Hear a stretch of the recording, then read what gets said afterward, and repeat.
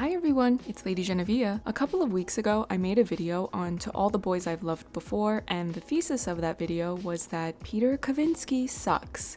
Because he sucks. Now that the sequel has dropped, I was asked to address the trash man once again because, oh my god, he is even worse in this one. If you missed the first video, I do recommend that you watch it since I will be building on the points that I made in it, so I will put the link to it in my pinned comment so you can easily find it. And now, let's get on with this film. The main critiques are going to be about Peter Kavinsky as a character because he is the worst, but there is one other aspect of the film that I want to address first, which is the color grading. It looks awful. When the film first started, I couldn't tell if there was something wrong with my device that I was watching it on, because if you didn't already know this, colors can sometimes look slightly different depending on what device you are watching content on. But no, it was really like this for the entire film. And when Lana Condor tweeted this official promotional photo from it, it had the same issue, which is a persistent bluish greenish tint over everything.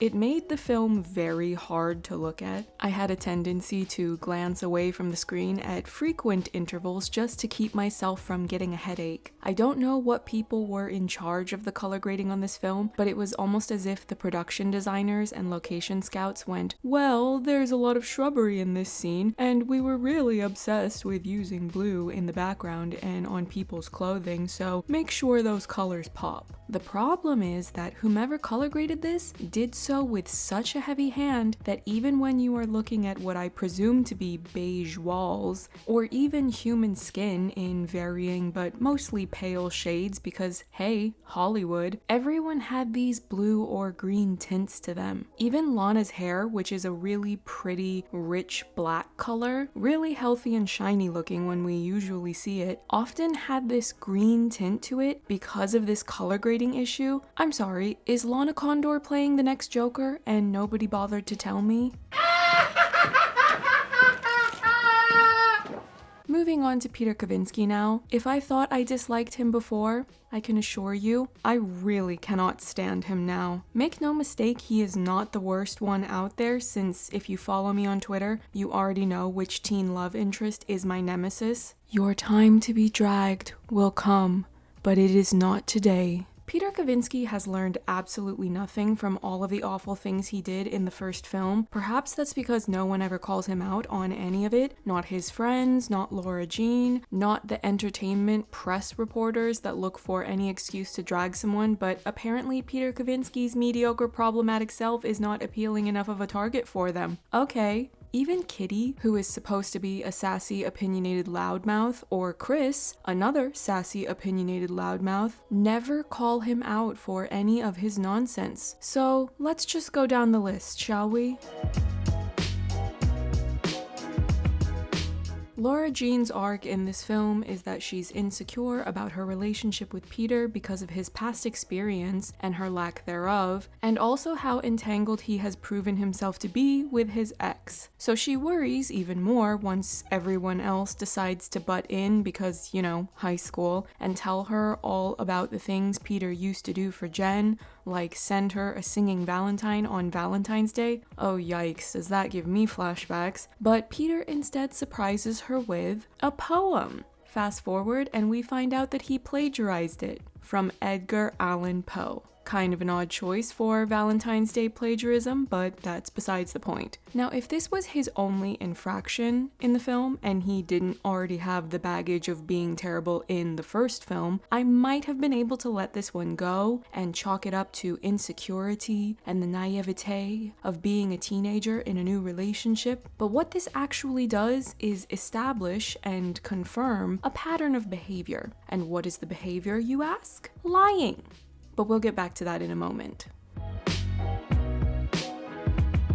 When this group of mostly former friends reunites at the treehouse to dig up the time capsule, since this film's plot is paper thin, what does Peter do? For one, he makes fun of John Ambrose's stutter that he used to have. This soggy noodle had the gall to lash out and make fun of an entirely decent person who had been one of his close friends growing up just because Lara Jean has had a crush on him at one point in time. Keep in mind that Lara Jean has not made any moves on John Ambrose. Has she been emotionally conflicted within herself about her feelings towards him and her feelings towards Peter? Sure, but she has not done anything explicitly wrong. You can't really control your feelings, but you can control your actions. She also hasn't lied to Peter about anything the way he has to her. She was completely honest with him by saying that she and John were volunteering at the same place. Did Peter extend that same courtesy of being truthful to her in the next section I'll be talking about in a minute?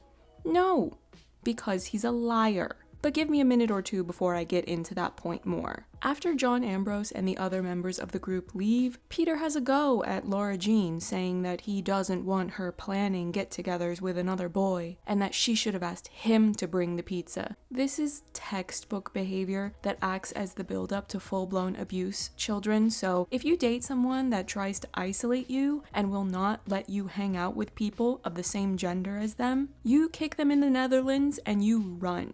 Keep in mind that this is yet another pattern of behavior that we saw start up in the first film. He told Lara Jean not to hang out with Josh, even though Peter and Lara Jean were only pretend dating. Not that it would have been okay even if they were dating. And Josh and Lara Jean were already friends before she had started hanging out with Peter. This is when I hit that point where I am now full of rage. Despite Peter telling Lara Jean earlier on in this film that they don't know if Jen was the one to leak the video of Lara Jean and Peter in the hot tub, we not only get confirmation that she did it, even though we already knew that because we're not stupid, Peter also knew about this. He lied to Lara Jean because he's a liar. He was also gaslighting her in the process by trying to make her question her own instincts about this situation. And we're not done here. Things go from bad to worse because Peter was waiting for Jen in the hot tub. That's why she found them together. And what was his excuse? Well, we weren't dating yet. That is not what you were saying when you told Lara Jean off for speaking to Josh at school. Josh, who is her friend, whom she has never dated. And this also contradicts the entire monologue he gave Lara Jean in the hot tub when he was saying that he didn't want to sit with Jen on the bus and that he went to all that effort to get her some stupid snacks because he likes her. He said to her in the hot tub, "There is no one like you." He is a liar. He is a player, a manipulator, and some other far less PG words that I will not be saying in this video. But you can use your imagination and fill in all of those blanks. Lara Jean was totally right to be suspicious of Peter, but the worst part about all of this is that this stupid trash of a sequel ends with absolutely no one apologizing to Lara Jean. Peter never once apologizes for anything he did. Jen does not apologize to Lara Jean either about the video, and Lara Jean still didn't get her scrunchie back. Will someone please think of the scrunchie? Here's the thing, you could have left everything about the film and Peter Kavinsky being trash exactly the way that it was. Not the color grading though, you definitely needed to fix that. But you could have easily left the Peter material the way that it was, and I will explain why. Lara Jean's character arc in the first film was about her overcoming her fear of putting herself out there to explore a romantic relationship with another person. She had a lot of sadness over losing her mother at a young age, so she was afraid of getting close to someone because then they could leave her and emotionally devastate her in the process. She overcomes that fear by deciding to pursue a real relationship with Peter, even though he's trash, but that does not undermine her own character journey. This film could have been a teachable moment to the target audience, young adolescents. It could have shown them all of these toxic traits that should set off huge alarm bells in a relationship, like a person constantly lying to you, being a player, having unresolved entanglements with their ex, trying to forbid you from socializing with people of the same gender of the person that you're dating. Lara Jean could have been mistreated by Peter exactly the way that she was in this film. And then at the end of all of that,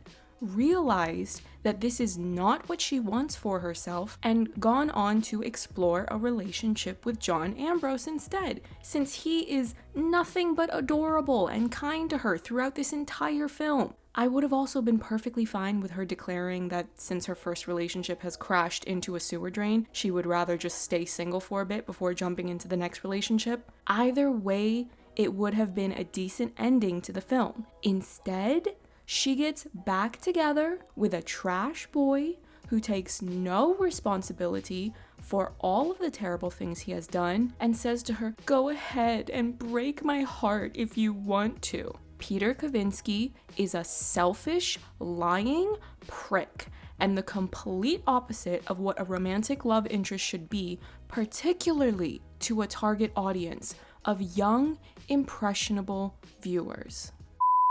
So that's going to be it for this video. I'm glad to get this toxicity out of my system so I can go back to talking mostly about content that does not fill me with rage. I want to give a little welcome to the new subscribers on my channel. On the day of me writing this video outline, I got over 10 new subscribers within a 24-hour time span, which is a lot for a channel my size and the level of activity that I usually have, or I guess lack thereof. I don't know exactly which video or videos have caused this small jolt, but hopefully you are and will continue to enjoy the new content that I'm working on. Be sure to follow me on Twitter, where I've been doing the 52 Films by Women challenge, where I tweet out all of the films I'm watching this year that are directed by women. I'm also active to varying degrees on Instagram, Letterboxd, and Vero, where I post more running commentary on the works of fiction that I'm consuming. See you in the next one. Bye. Were you with Jen today? Yeah. Here we go again. What do you think that people are gonna say when they see my girlfriend cozying up next to Sanderson? You can't do that, Lara Jean. Not when you have a boyfriend. Doesn't look right. What do you think people are gonna say when they hear that you're practically begging to get back together with Jen on the bleachers? You were waiting at the hot tub for her, weren't you? There's no one like you, Covey. You and I weren't, like, really together yet. What? Yeah, I wanted to sit next to you, Lara Jean. I'm not inviting Jen. She posted that video of us. Well, we don't know for sure that she did that anyway. An actual choice? Like, what does that even mean? She took that video. I told her that if she ever hurt you again, then we were done.